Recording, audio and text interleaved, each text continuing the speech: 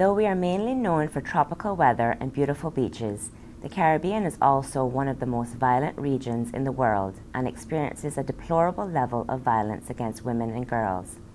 Here in the Cayman Islands, we are not spared the evils of gender-based violence, which by definition includes rape, sexual assault, domestic violence, trafficking in women, forced prostitution, sexual harassment, and harmful cultural practices.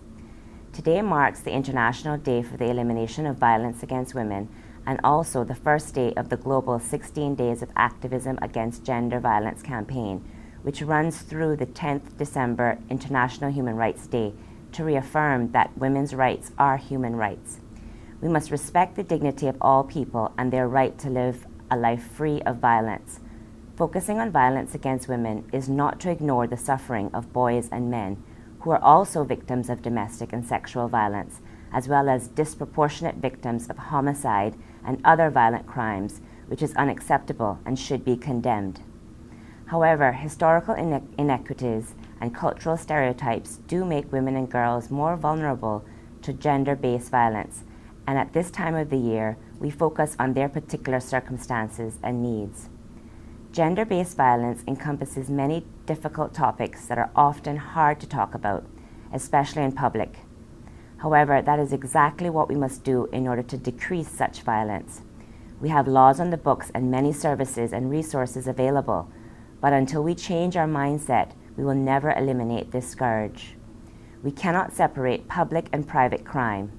Robberies at our local businesses and murders in our streets are not removed from domestic violence in our homes and sexual assault in our bedrooms. We do not condemn these crimes with the same conviction.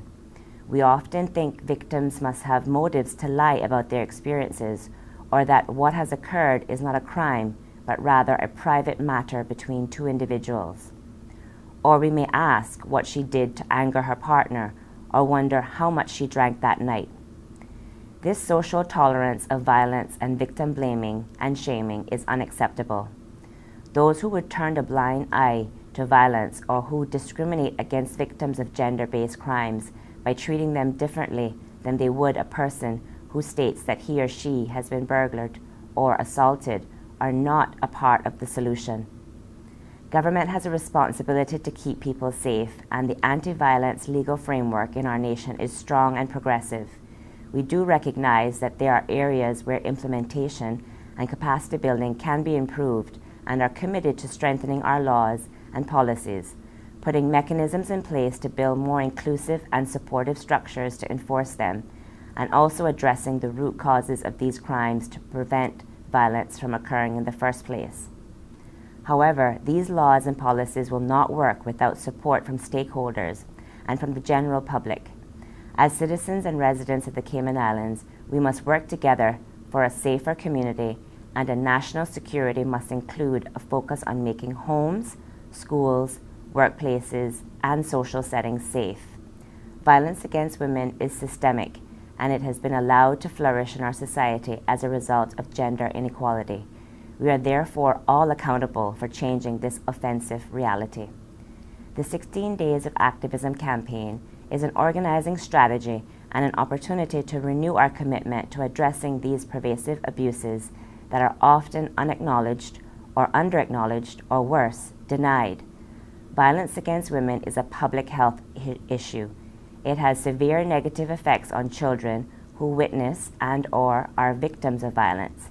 It affects national productivity, and it is an obstacle to social development and true and lasting peace. Violence threatens the physical integrity of women and girls, limits their choices, and affects their daily lives. On this occasion, let us all therefore engage meaningfully in action to address gender-based violence, however and whenever they occur. I urge you all to join me in considering the ways in which we can challenge the structures which perpetuate gender-based violence, enact positive change, and eliminate violence in our islands. We owe it to our women and girls, and also to our men and boys.